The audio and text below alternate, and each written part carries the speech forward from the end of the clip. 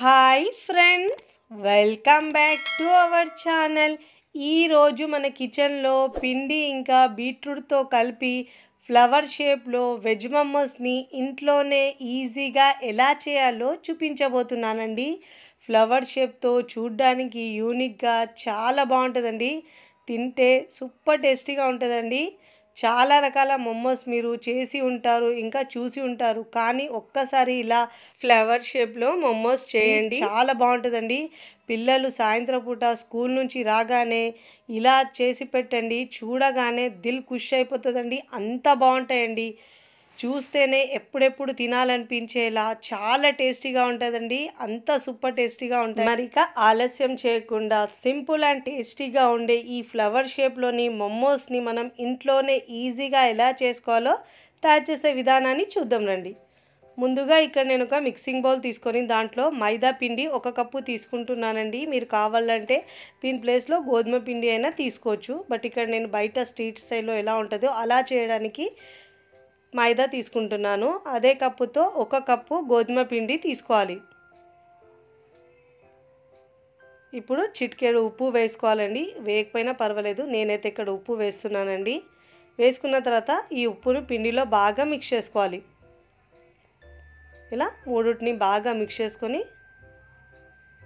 ఇప్పుడు పక్కకు పెట్టుకొని ఇక్కడ ఒక మిక్సీ జార్ తీసుకొని నేను 2 బీట్రూట్ తీసుకున్నానండి.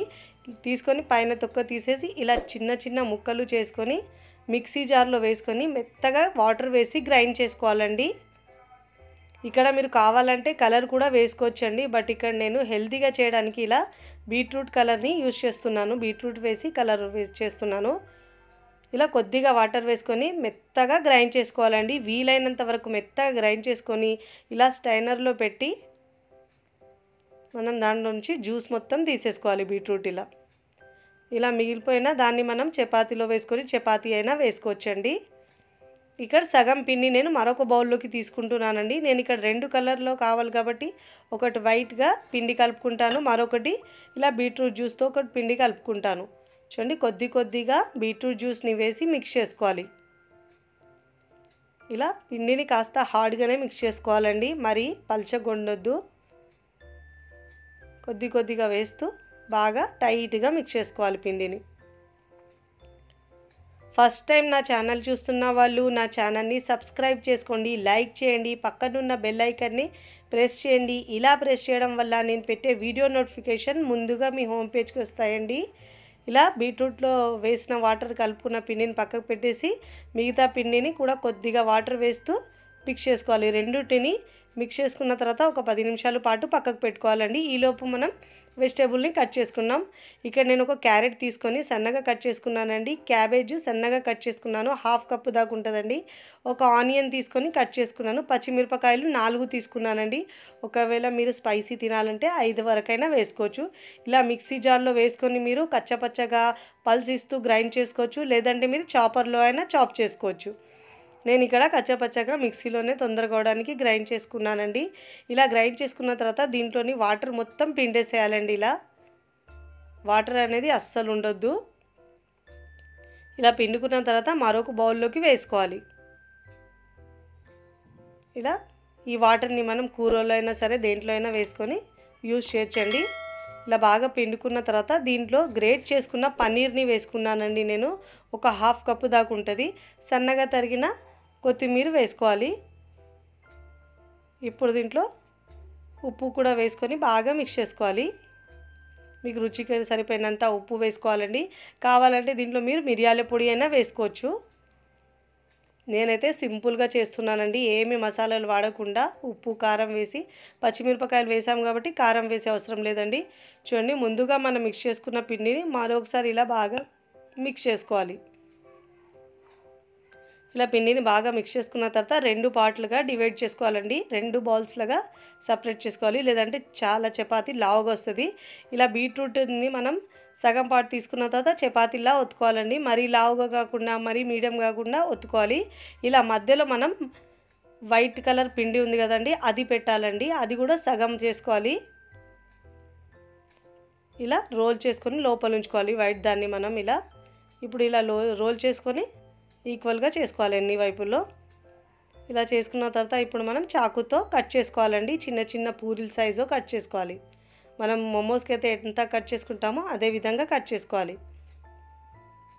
ఇలా కట్ చేసుకోవాలి. ఇప్పుడు ఇలా కట్ చేసుకున్న తర్వాత చూడండి, సైడ్లోకి మనం ఇలా కాస్త సాగుతూ ఇలా లాగుతూ ఇలా పొడుగా చేసుకోవాలి. ఇలా రౌండ్గా చేసుకోవాలి. సాగుతూ ఇలా చేతులతో కాస్త ప్రెస్ చేస్తూ ఇలా అన్నిటినీ ఇదే విధంగా చేసుకోవాలండి. ఇప్పుడు మనం ఇదే విధంగా అన్నిటినీ చేసుకున్న తర్వాత కాస్త పొడిపిండి వేసి మనం చిన్న పూరీలా ఒత్తుకోవాలండి. అన్ని వైపుల్లో ఈక్వల్గా ఒత్తుకోవాలి. చిన్న పూరీలాగా చేసుకోవాలండి.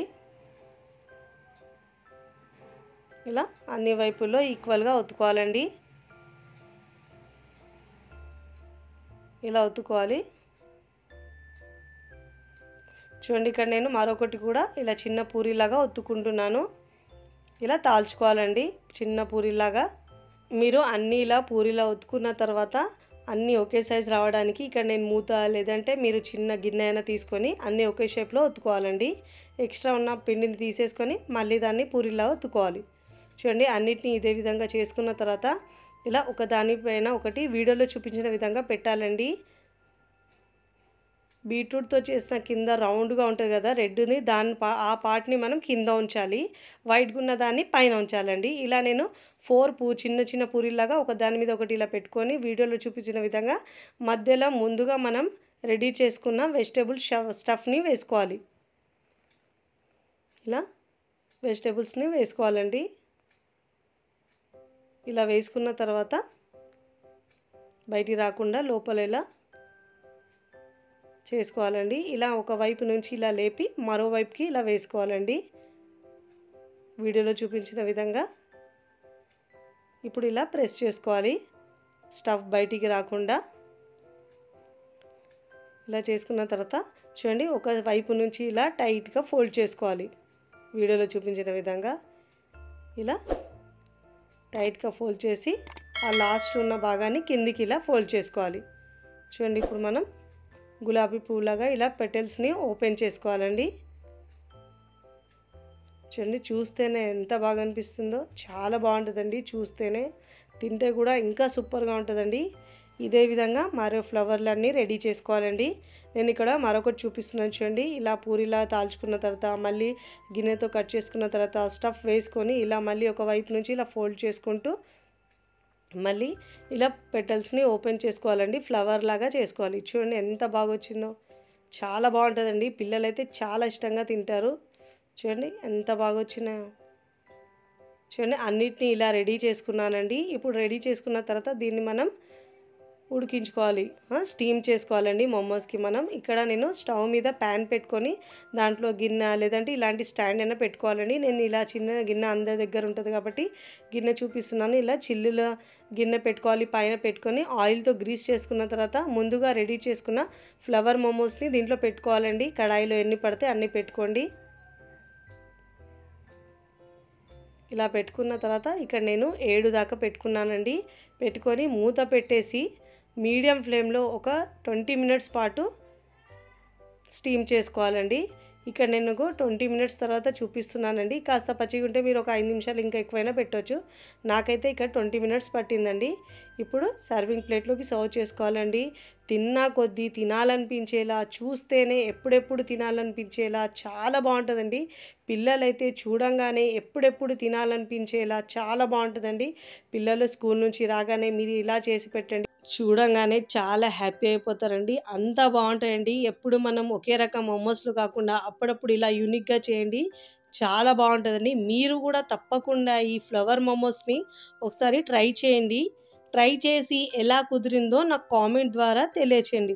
చూడండి ఎంత బాగా వచ్చినాయి కదండి. స్టీమ్ చేసిన తర్వాత దీని కలర్ కాస్త చేంజ్ అవుతుందండి. బీట్రూట్ కలరు ఉడికిన తర్వాత కాస్త కలర్ చేంజ్ అయింది.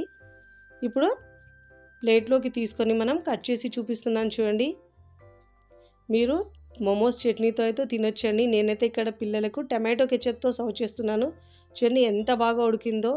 అన్ని వెజిటేబుల్ వేసి చేస్తాము, ఆయిల్ కూడా ఉండదండి. చాలా హెల్తీ రెసిపీ. వీడియో నచ్చితే లైక్ చేయండి, ఫ్రెండ్స్ ఫ్యామిలీకి షేర్ చేయండి. మరికొన్ని టేస్టీ సింపుల్ క్విక్ రెసిపీస్ కోసం టీ కిచెన్ని సబ్స్క్రైబ్ చేసుకోండి. Thanks for